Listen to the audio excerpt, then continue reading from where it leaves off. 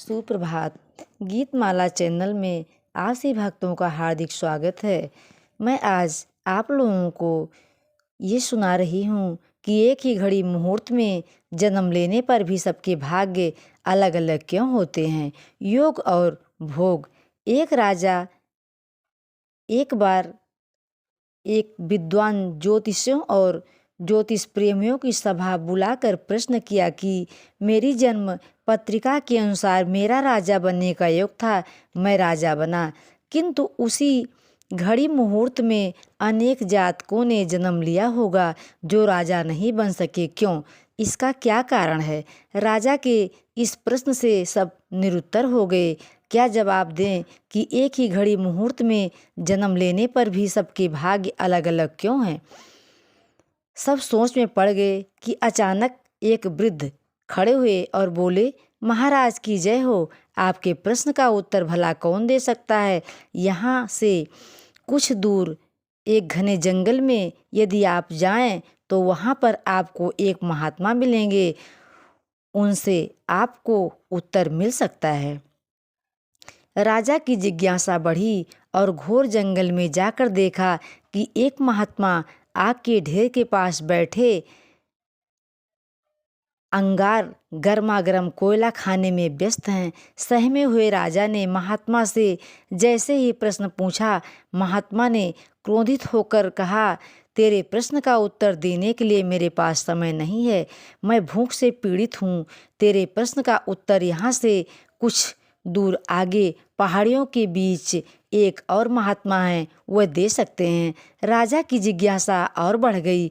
पुनः अंधकार और पहाड़ी मार्ग पार कर बड़ी कठिनाइयों से राजा दूसरे महात्मा के पास पहुंचा, किंतु यह क्या, महात्मा को देखकर राजा हक्का बक्का रह गए। दृश्य ही कुछ ऐसा था। वह महात्मा अपना ही मांस चिमटे से नोच नोच कर खा रहे थे।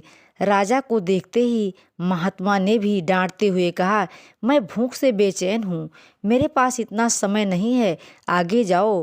पहाड़ियों के उस पार एक आदिवासी गांव है, जहाँ एक बालक जन्म लेने वाला है जो कुछ ही देर तक जिंदा रहेगा।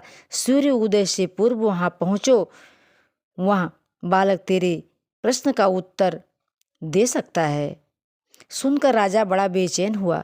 बड़ी अजीब पहेली बन गया मेरा प्रश्न। उत्सुकता प्रबल थी।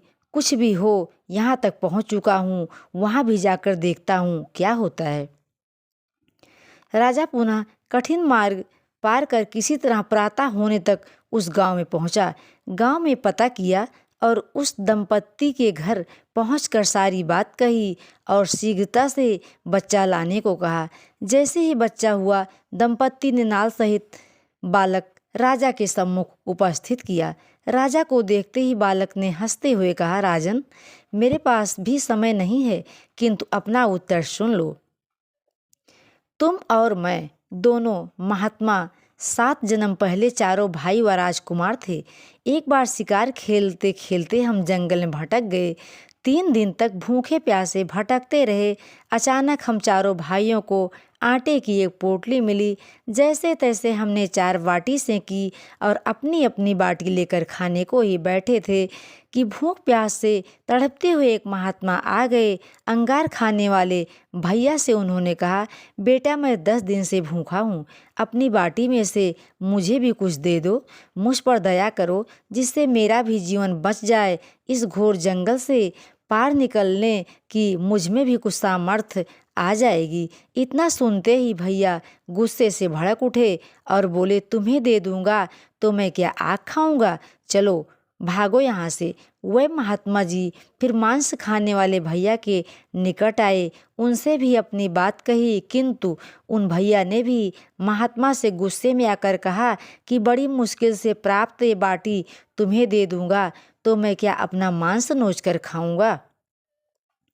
भूख से लाचार हुए महात्मा मेरे पास भी आए, मुझसे भी बाटी मांगी तथा दया करने को कहा, किंतु मैंने भी भूख में धैर्य खोकर कह दिया कि चलो आगे बढ़ो, मैं क्या भूखा मरूं।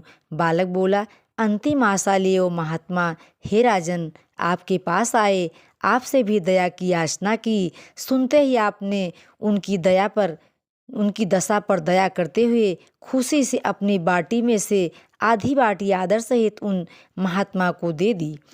बाटी पाकर महात्मा बड़े खुश हुए और जाते हुए बोले, तुम्हारा भविष्य तुम्हारे कर्म और व्यवहार से फलेगा।